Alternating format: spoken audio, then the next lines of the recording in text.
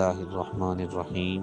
مسلم شریف میں ہے، حضور اکرم صلی اللہ علیہ وسلم نے فرمایا الصلوات الخمس والجمعۃ الی الجمعہ، پانچوں نمازیں ایک جمعہ سے دوسرے جمعے کے، ورمضان الی رمضان، اور ایک رمضان سے دوسرے رمضان کے درمیانی وقفوں کے گناہوں کا کفارہ ہے، مکفرات لما بینہن اذا اجتنب الکبائر۔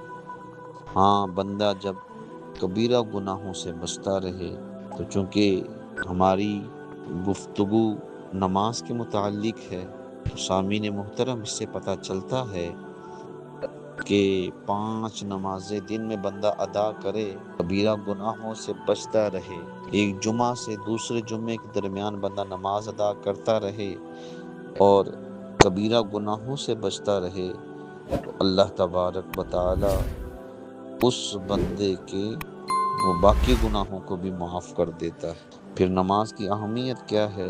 نماز دین کے ارکان میں سے توحید و رسالت کے بعد اہم ترین رکن ہے۔ بخاری شریف میں ہے، حضور اکرم صلی اللہ علیہ وسلم نے فرمایا بنی الاسلام علی خمس، اسلام کی بنیاد 5 چیزوں پر ہے، شہادت اللہ الہ الا اللہ وان محمد رسول اللہ۔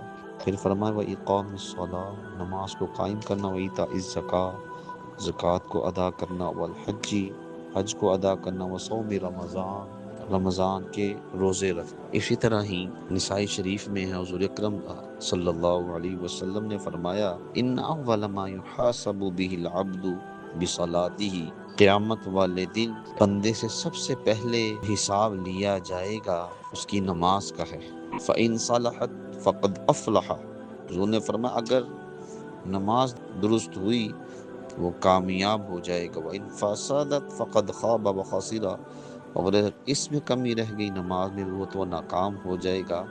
اس سے نماز کی اہمیت کا پتہ چلتا ہے، گویا کہ نماز ارکان اسلام میں سے توحید و رسالت کے بعد دوسرا اہم ترین رکن ہے۔